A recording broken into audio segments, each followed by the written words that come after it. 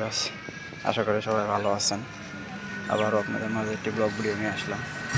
আজকে ব্লগ ভিডিওটি হলো, আমি একটি কাঁঠালের বাগানে চলে এসেছি। যেহেতু আমি কাঁঠালের ব্যবসা শুরু করেছি, তো এটি কাঁঠালের বাগানে চলে এসেছি কাঁঠাল কেনার জন্য।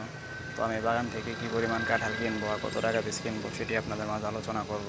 তো আমি যদি আমার ডিসপ্লেতে এই পাশে দেখাই আপনাদের, তাহলে দেখতেই আসেন, আমি কিন্তু দেখতেই পারছেন কাঁঠাল।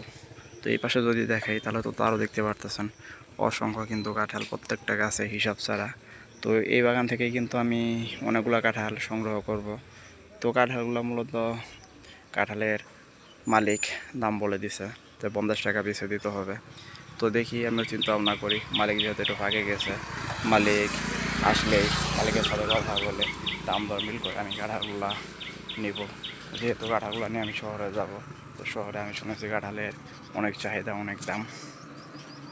তো আপনাদের যদি কারো কাঁঠাল লাগে তাহলে অবশ্যই আমার কাছ থেকে নিতে পারবেন। তো দেখতে আছেন গাছে কাঁঠাল কিন্তু পেকেও রয়েছে। সামনে যে কাঁঠালটি, এটি কিন্তু মূলত পেকে আছে। তো আমি বুঝতেই পারি কাঁঠাল যেহেতু ব্যবসা করি, তো কোন কাঁঠাল কী পরিমাণ আর কেমন সুস্বাদু হয় এটি দেখে বোঝা যায়। তো এই পাশে তো দেখতেই আছেন কাঁঠাল বলবো কিছুদিন পরে থাকবে। তো আপনারা এতক্ষণ পর্যন্ত যারা আমার ব্লগ ভিডিওটি দেখলেন সবাইকে অসংখ্য ধন্যবাদ। আবারও দেখা হচ্ছে পরবর্তী কোনো ব্লগ ভিডিও নিয়ে।